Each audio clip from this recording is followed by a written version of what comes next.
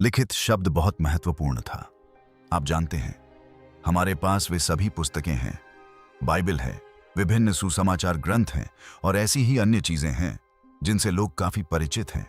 क्या होता अगर यीशु का सबसे विस्तृत वर्णन रोम या यरूशलेम में संरक्षित न होकर सदियों तक इथियोपिया के पहाड़ी इलाकों में छिपा रहता?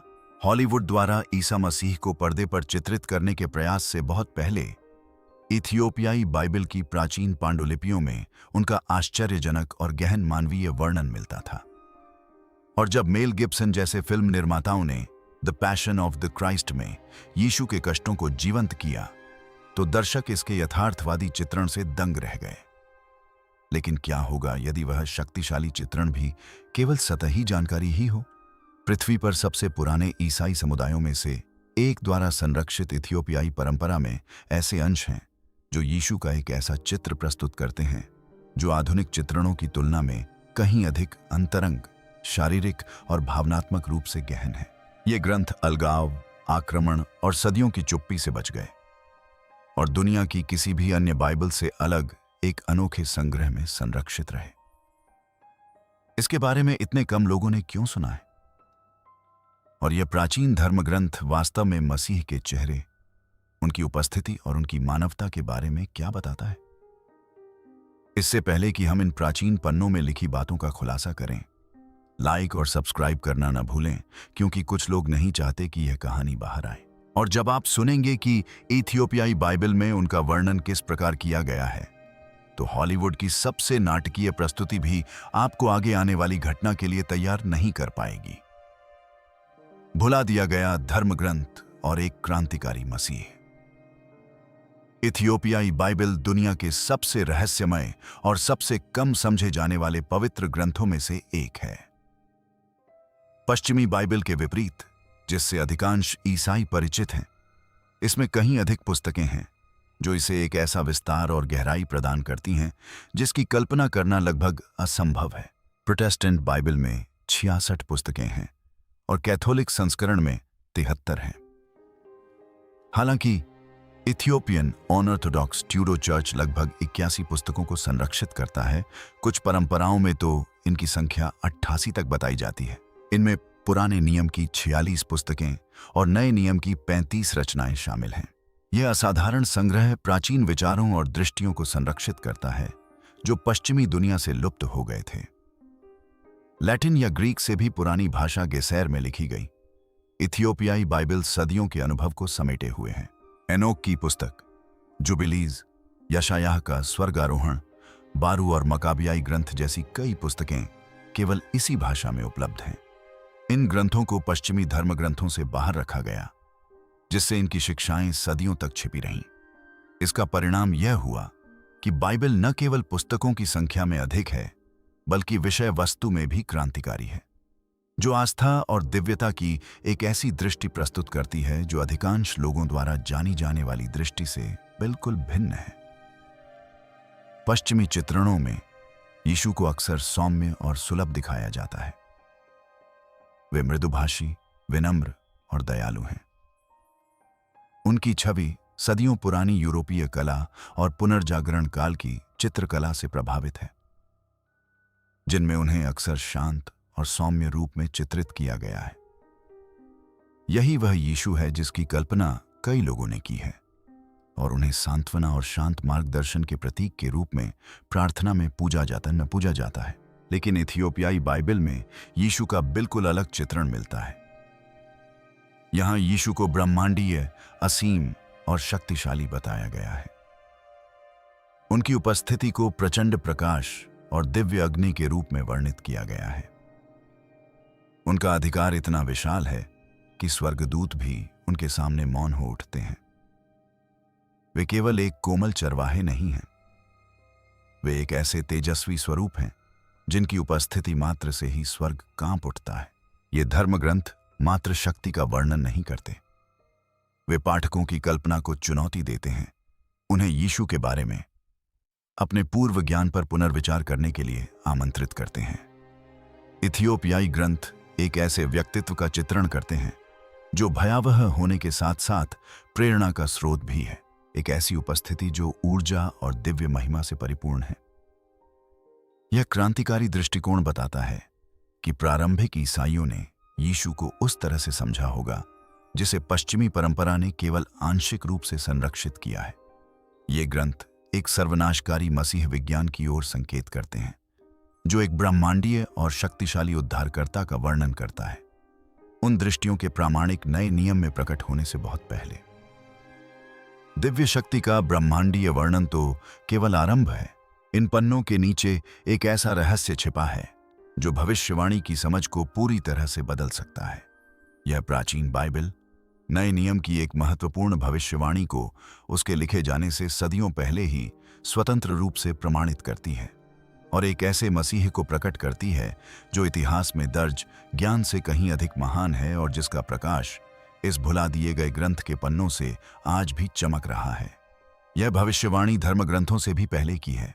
इथियोपियाई ऑर्थोडॉक्स चर्च उन महान सार्वभौमिक सभाओं से भी पहले अस्तित्व में आया था जिन्होंने पश्चिमी ईसाई धर्म को आकार दिया। इसकी जड़ें उस युग तक फैली हुई हैं जब धार्मिक सिद्धांतों का मानकीकरण नहीं हुआ था, जब कुछ पुस्तकों को प्रतिबंधित घोषित नहीं किया गया था, जब शक्तिशाली बिशप यह तय नहीं करते थे कि विश्वासी किन ग्रंथों को पढ़ सकते हैं। इस प्राचीन अलगाव ने एक अद्भुत चीज को जन्म दिया। प्रारंभिक ईसाई विश्वास का एक जीवंत संग्रह पर्वतीय मठों में संरक्षित रहा, जबकि नीचे साम्राज्य उठते और गिरते रहे। संरक्षित ग्रंथों में एनोक की पुस्तक सबसे महत्वपूर्ण खोज के रूप में सामने आती है। ईसा मसीह के जन्म से सदियों पहले, संभवतः 300 ईसा पूर्व के आसपास लिखी गई इस रचना में बार बार एक आने वाले व्यक्तित्व का वर्णन है जिसे मनुष्य का पुत्र, चुना हुआ और धर्मी न्यायाधीश कहा गया है। यह रचना आग की नदियों से घिरे एक स्वर्गीय न्यायालय का चित्रण करती है। इसमें दिव्य न्याय का वर्णन इतने सजीव और प्रलयकारी चित्रण के साथ किया गया है कि पाठक स्तब्ध रह जाते हैं। स्वर्गदूत घुटने टेक देते हैं। दुष्टों को शाश्वत दंड का सामना करना पड़ता है। तेज रोशनी से घिरी एक आकृति सभी प्राणियों का न्याय करती है। यही बात इसे आश्चर्यजनक बनाती है। यही छवियां सदियों बाद लिखी गई प्रामाणिक पुस्तक प्रकाशित वाक्य में भी दिखाई देती हैं। एनोक की पुस्तक में नए नियम के अस्तित्व में आने से बहुत पहले ही ऐसी ही भविष्यवाणियां मिलती हैं। समानताएं इतनी सटीक हैं कि उन्हें नजरअंदाज नहीं किया जा सकता। विद्वान इस बात की पुष्टि करते हैं कि द्वितीय मंदिर काल के दौरान एनोक को व्यापक रूप से पढ़ा जाता था और यहूदा के पत्र में इसका सीधा उल्लेख मिलता है। प्रारंभिक ईसाई इस पाठ को स्पष्ट रूप से जानते और महत्व देते थे, तो फिर इसे अधिकांश बाइबलों से क्यों हटा दिया गया? इथियोपियाई पांडुलिपियों में मसीह के स्वरूप का आश्चर्यजनक रूप से सटीक वर्णन है। उनके बाल सूर्य की रोशनी से जगमगाते शुद्ध ऊन के धागों की तरह चमकते हैं, प्रकाशमान और जीवंत। उनकी आंखें क्रिस्टल के भीतर की ज्वालाओं की तरह दमकती हैं, हर दिखावे को भेद कर हर इंसान के दिल की गहराई में उतर जाती हैं। उनका चेहरा हजारों पुत्रों से भी बढ़कर तेज से चमकता है, साथ ही साथ एक ऐसी शांति का संचार करता है जो मानवीय समझ से परे है। जब वे बोलते हैं तो उनकी ध्वनि कई आयामों में गूंजती है। जब वे चलते हैं तो वास्तविकता पत्थर से निकलने वाली लहरों की तरह बाहर की ओर फैलती है। ये सौम्य चित्र नहीं है, ये देहधारी ईश्वर के विरोधाभास को दर्शाते हैं। एक ऐसा प्राणी जो दैवीयता की अपार चमक खोए बिना मानव अस्तित्व में प्रवेश करता है। ये वर्णन प्रकाशित वाक्य की कल्पनाओं को अद्भुत सटीकता से प्रतिबिंबित करते हैं। भट्टी में तपते हुए तराशे हुए पीतल जैसे पैर, बहते पानी जैसी आवाज और मुख से निकलती तलवार। इथियोपियाई ग्रंथ नए नियम की भविष्यवाणी को उसके लिखे जाने से सदियों पहले ही प्रमाणित करते प्रतीत होते हैं। फिर भी शारीरिक वर्णन प्रकाशित वाक्य का केवल एक हिस्सा है। इन प्राचीन पन्नों में स्वयं यीशु के भूले हुए शब्द समाहित हैं, ऐसे क्रांतिकारी उपदेश जो मानव होने के अर्थ को ही पुनर्परिभाषित करते हैं। खोई हुई शिक्षाएं और दिव्य चेतना। इथियोपियाई धार्मिक परंपरा में वाचा की पुस्तक और प्राचीन धार्मिक ग्रंथों जैसे ग्रंथों में मसीह के ऐसे वचन संरक्षित हैं जो पश्चिमी दुनिया तक कभी नहीं पहुंचे। ये केवल परिचित शिक्षाओं के भिन्न रूप या पर्वतीय उपदेश के वैकल्पिक वाक्यांश नहीं हैं। ये उद्धार की एक मौलिक रूप से भिन्न समझ प्रस्तुत करते हैं, एक ऐसी समझ जो प्रत्येक मनुष्य के भीतर उत्तरदायित्व और शक्ति को प्रत्यक्ष रूप से स्थापित करती है। एक अंश में यीशु अपने अनुयायियों से कहते हैं, तुम मिट्टी की संतान नहीं बल्कि प्रकाश की संतान हो। इस एक कथन में क्रांतिकारी निहितार्थ है। यह बताता है कि ईश्वर दूर नहीं है, न ही वह मानवता से ऊपर या परे किसी पहुंच से परे सिंहासन पर विराजमान है। वह प्रत्येक व्यक्ति के भीतर विद्यमान है। इन शिक्षाओं के अनुसार मानव आत्मा का शाश्वत से एक अंतर्निहित संबंध है। प्रत्येक व्यक्ति में पवित्र प्रकाश का एक अंश निहित है जो जागृत होने की प्रतीक्षा कर रहा है। मुक्ति सत्ता द्वारा प्रदत्त कोई बाहरी उपहार नहीं बल्कि उस विद्यमान का आंतरिक बोध है। पश्चिमी ईसाई धर्म ने ईश्वर तक पहुंचने के मार्ग के रूप में बाहरी सत्ता के प्रति आज्ञाकारिता, पुजारियों के प्रति समर्पण, अनुष्ठानों में भागीदारी और संस्थागत पदानुक्रम की स्वीकृति पर बल दिया है। इथियोपियाई ग्रंथ कुछ अत्यंत भिन्न बात प्रस्तुत करते हैं। वे प्रत्येक व्यक्ति को अपने भीतर दैवीय चेतना को पहचानने और विकसित करने के लिए आमंत्रित करते हैं। स्वर्ग का राज्य वह स्थान नहीं है जहां आप मरने के बाद जाते हैं। यह एक ऐसी वास्तविकता है जिसका अनुभव आप जीते जी करते हैं। इन लेखों में भविष्य सूचक चेतावनियां भी हैं कि कैसे मानवीय व्याख्या दैवीय सत्य को विकृत कर देती है। वे मसीह की ऐसी छवियां बनाने के विरुद्ध आगाह करते हैं जो विश्वासियों को प्रतीकों की पूजा करने के लिए प्रेरित करती हैं, न कि उनकी जीवंत उपस्थिति की। इन शब्दों ने चेतावनी दी कि आने वाली पीढ़ियां कल्पना से मूर्तियां बनाएंगी और उन्हें ईश्वर कहेंगी। जरा सोचिए कि यह चेतावनी कितनी दूरदर्शी सिद्ध हुई। यूरोपीय पुनर्जागरण कला ने मसीह की छवि को परिचित आदर्श रूपों में रूपांतरित किया, साथ ही भक्ति को भी प्रेरित किया। इन चित्रों ने पीढ़ियों को यीशु की कल्पना एक यूरोपीय व्यक्ति के रूप में करने के लिए प्रेरित किया, जिनके चेहरे की बनावट कोमल और त्वचा पीली थी। इथियोपियाई ग्रंथों में वर्णित तेजस्वी स्वरूप को एक सहज आकृति से प्रतिस्थापित कर दिया गया, जो चित्रकारों के पड़ोसियों से मिलती जुलती थी।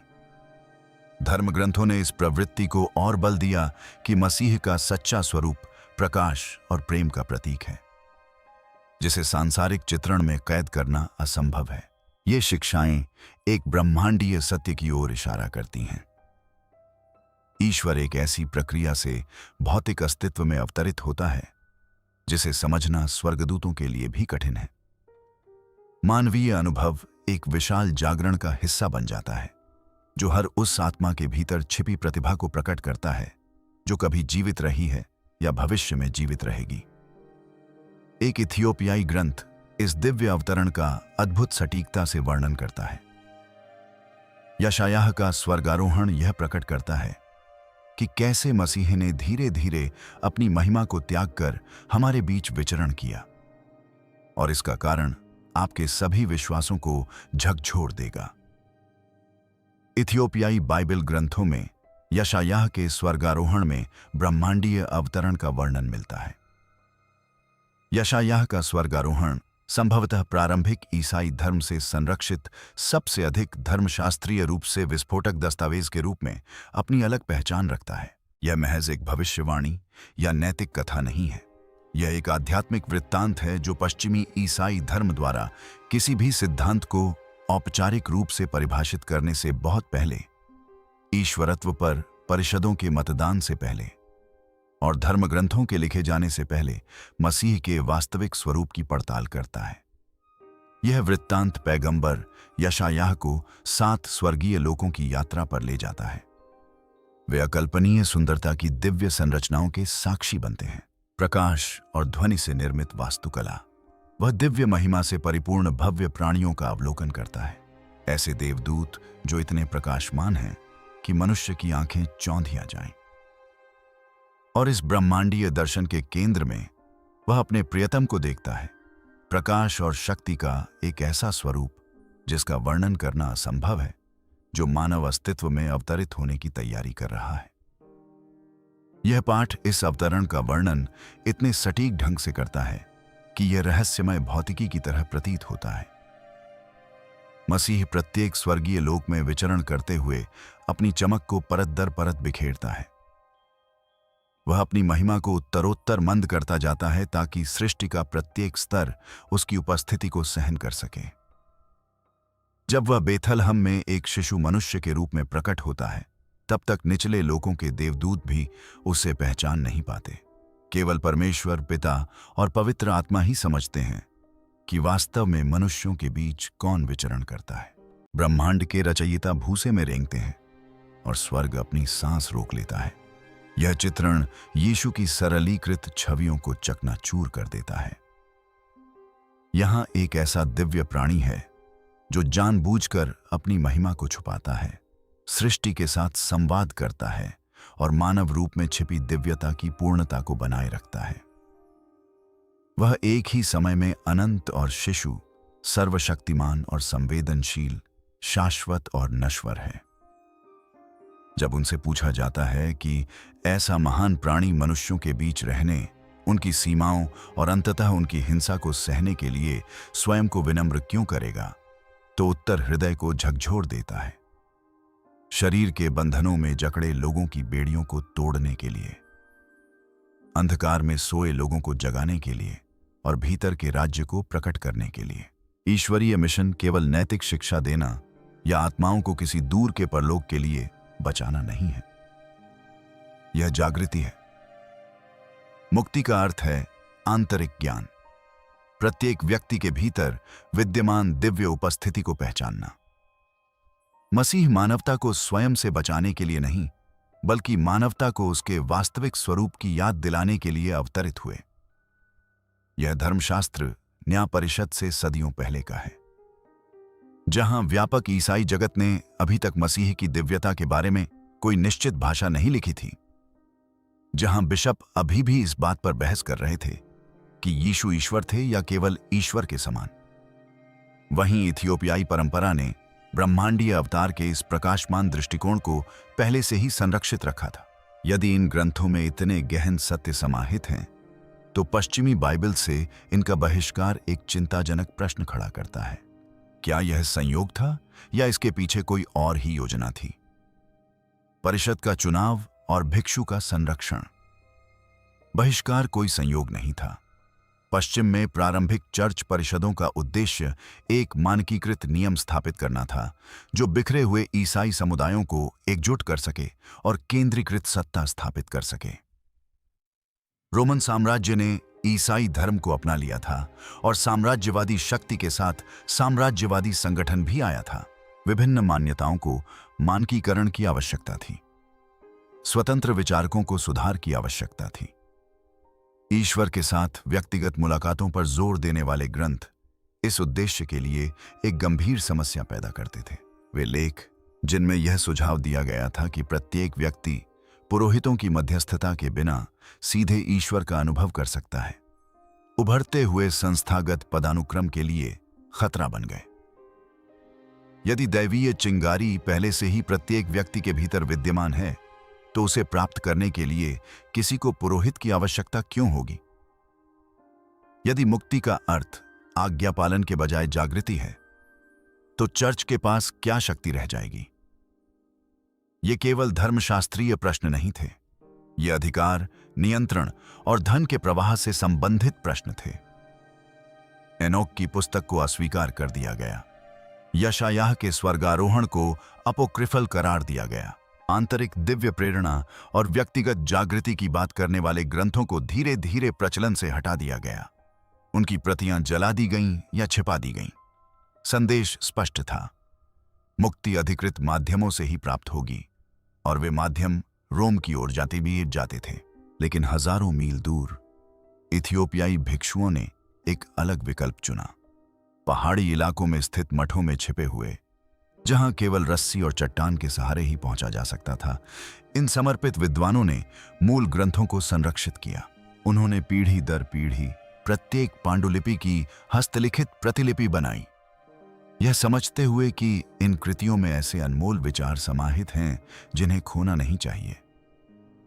ब्रह्मांडीय ईसा मसीह, एनोक की भविष्यवाणियां, मानवता के भीतर दिव्य प्रकाश के बारे में क्रांतिकारी शिक्षाएं, ये सभी अक्षुण्ण रूप से संरक्षित रहीं, जबकि शेष ईसाई धर्म इन्हें भूल गया।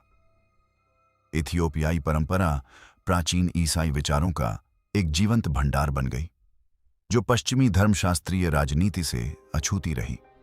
उनके समर्पण ने यह सुनिश्चित किया कि शक्तिशाली परिषदों द्वारा दबाए जाने वाले विचार उन लोगों के लिए सुलभ बने रहें जो उन्हें खोजना चाहते हैं।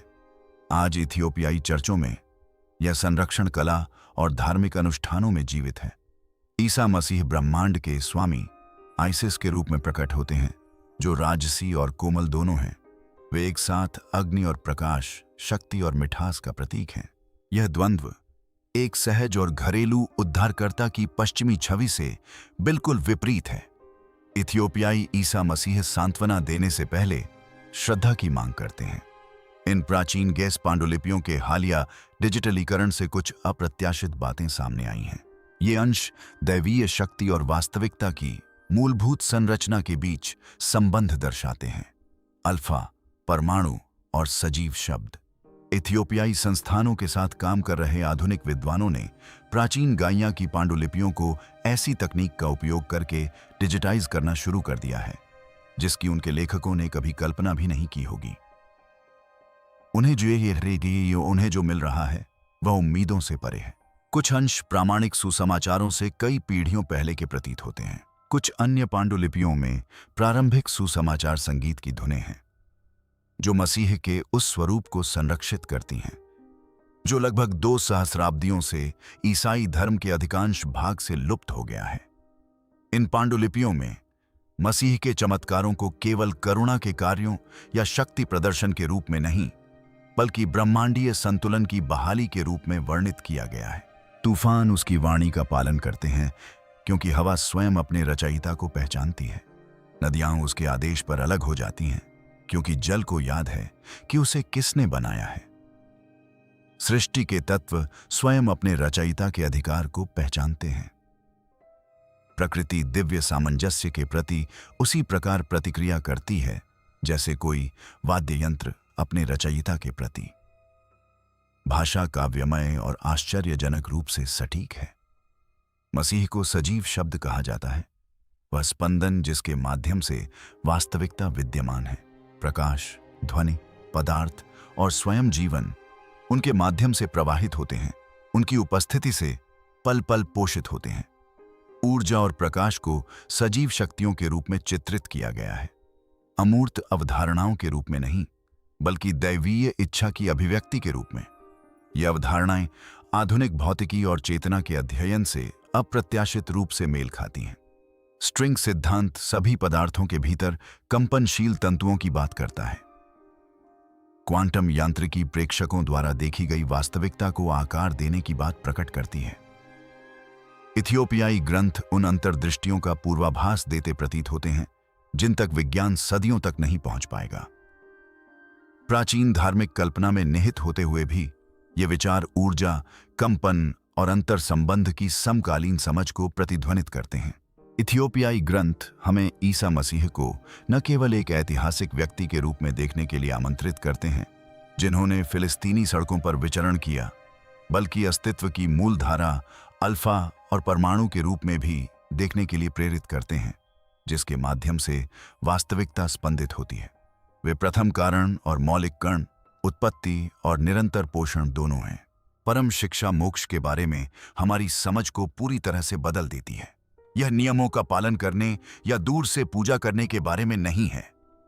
यह हमारे भीतर पहले से मौजूद शक्ति को जागृत करने के बारे में हमेशा हुई अपने भीतर के प्रकाश को पहचानना।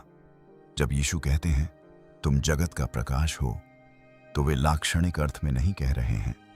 वे मानवता को याद दिला रहे हैं कि ईश्वर दूर या अमूर्त नहीं है, यह पहले से ही प्रत्येक व्यक्ति के भीतर विद्यमान है, जिसे पहचाने जाने, पोषित किए जाने और याद किए जाने की आवश्यकता है। प्रत्येक आत्मा शाश्वत प्रकाश का एक अंश धारण करती है और इसे जागृत करना ही मुक्ति का सच्चा मार्ग है। जबकि प्राचीन ग्रंथ इस ब्रह्मांडीय दृष्टि को शब्दों में संरक्षित रखते हैं, एक फिल्म निर्माता ने सिनेमा की सहज शक्ति के माध्यम से आधुनिक दर्शकों के सामने मसीह की एक परिवर्तनकारी छवि को प्रस्तुत करने के लिए दशकों बिताए हैं। सदियों से मेल गिब्सन और ईसा मसीह की दृश्य कल्पना का गहरा संबंध रहा है। इथियोपियाई साहित्य में एक तेजस्वी ब्रह्मांडीय ईसा मसीह की शक्तिशाली लिखित छवियां संरक्षित हैं, जो प्रकाश, अधिकार और दिव्य रहस्य के प्रतीक हैं। लेकिन आधुनिक दुनिया में केवल प्राचीन पांडुलिपियां ही ईसा मसीह की छवि को आकार नहीं दे रही हैं।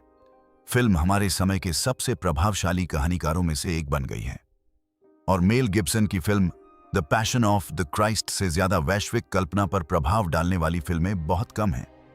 जब फिल्म रिलीज हुई तो इसने दर्शकों को स्तब्ध कर दिया। गिब्सन द्वारा स्वयं निर्देशित, निर्मित और वित्त पोषित यह फिल्म लगभग पूरी तरह से ईसा मसीह के जीवन के अंतिम क्षणों पर केंद्रित थी। इसका चित्रण निडर था। कोड़े मारना, थकावट, सूली पर चढ़ाना, हर वार, हर गिरना, हर सांस को शारीरिक तीव्रता के साथ दिखाया गया। कई दर्शकों के लिए यह पहली बार था जब सूली पर चढ़ाना किसी दूरस्थ धार्मिक प्रतीक की बजाय एक क्रूर, वास्तविक ऐतिहासिक निष्पादन जैसा लगा। गिब्सन ने मुख्य रूप से फिल्म को प्रामाणिक सुसमाचारों पर आधारित किया, लेकिन वे यहीं नहीं रुके। उन्होंने कैथोलिक रहस्यवादी ग्रंथों से भी प्रेरणा ली, विशेष रूप से कैथरीन एमेरिक के दर्शनों पर आधारित प्रभु यीशु मसीह के कष्टों से। ये दर्शन मसीह के कष्टों को जीवंत भावनात्मक और आध्यात्मिक विवरणों के साथ विस्तार से बताते हैं। धर्मग्रंथों को इन रहस्यवादी वृत्तांतों के साथ मिलाकर गिब्सन का उद्देश्य एक ऐसा चित्रण बनाना था जो ऐतिहासिक रूप से ठोस और आध्यात्मिक रूप से प्रभावशाली दोनों लगे। परिणाम स्वरूप यह फिल्म आधुनिक इतिहास की सबसे चर्चित धार्मिक फिल्मों में से एक बन गई। फिल्म के समर्थकों ने क्रूस पर चढ़ाने की घटना को सरल भाषा में प्रस्तुत न करने के लिए इसकी प्रशंसा की। क्रूस पर चढ़ाने की घटना को भयावह बनाने के लिए डिजाइन किया गया था। यह अपमान और पीड़ा का एक सार्वजनिक प्रदर्शन था। कई विद्वानों ने कहा कि फिल्म में दिखाई गई शारीरिक क्रूरता ने दर्शकों को उस वास्तविकता का सामना करने के लिए मजबूर किया जिसे कला और उपदेशों में अक्सर नरम बना दिया जाता है। इसने सहानुभूति और चिंतन की मांग की, लेकिन फिल्म ने आलोचनाओं को भी जन्म दिया। कुछ लोगों का तर्क था कि हिंसा पर अत्यधिक ध्यान केंद्रित करने से यीशु के व्यापक संदेश, उनकी शिक्षाओं, उनकी करुणा और उनके ब्रह्मांडीय महत्व पर ग्रहण लगने का खतरा था। इसके विपरीत प्राचीन इथियोपियाई ग्रंथ अक्सर एक तेजस्वी, राजसी मसीह पर जोर देते हैं, जो न केवल कष्ट सहते हैं बल्कि प्रकाशमान, शक्तिशाली और परिवर्तनकारी भी होते हैं। आलोचकों ने सवाल उठाया कि क्या क्रूरता पर इतना अधिक ध्यान केंद्रित करने से धार्मिक दृष्टिकोण संकुचित हो गया। इस परियोजना को गिब्सन की व्यक्तिगत मान्यताओं ने निस्संदेह आकार दिया। एक परंपरावादी कैथोलिक होने के नाते उनके विश्वास ने संवाद की भाषा से लेकर गति और दृश्य प्रतीकों तक हर चीज को प्रभावित किया। उनका यीशु गहन मानवीय, थका हुआ, घायल, कमजोर है, फिर भी स्पष्ट रूप से दिव्य है। शरीर और महिमा के बीच का यह तनाव प्राचीन पांडुलिपियों में पाए जाने वाले विषयों को प्रतिध्वनित करता है, भले ही इसे नाटकीय रूप से अलग तरीके से व्यक्त किया गया हो। और कहानी अभी खत्म नहीं हुई है। 2025 तक Gibson the resurrection of the Christ नामक एक सीक्वल विकसित कर रहे हैं, जो क्रूस पर चढ़ाने के बाद की घटनाओं का अन्वेषण करता है। इस परियोजना ने पहले ही चर्चा और बहस छेड़ दी है, जिससे एक बार फिर यह साबित हो गया है कि यीशु की छवि वैश्विक संस्कृति में सबसे शक्तिशाली और विवादास्पद विषयों में से एक बनी हुई है। इथियोपियाई बाइबल जैसे प्राचीन ग्रंथ एक ब्रह्मांडीय प्रकाशमान मसीह को संरक्षित करते हैं। आधुनिक सिनेमा आस्था को नई पीढ़ी के लिए दृश्य भाषा में रूपांतरित करता है। ये दोनों ही लाखों लोगों की उनके प्रति धारणा को आकार देते हैं। तो अब हम आपसे पूछते हैं, आप यीशु को प्राचीन परंपरा के प्रकाशमान ब्रह्मांडीय स्वरूप के रूप में देखते हैं या आधुनिक फिल्म के गहन मानवीय दृष्टिकोण से? नीचे टिप्पणी में अपने विचार साझा करें।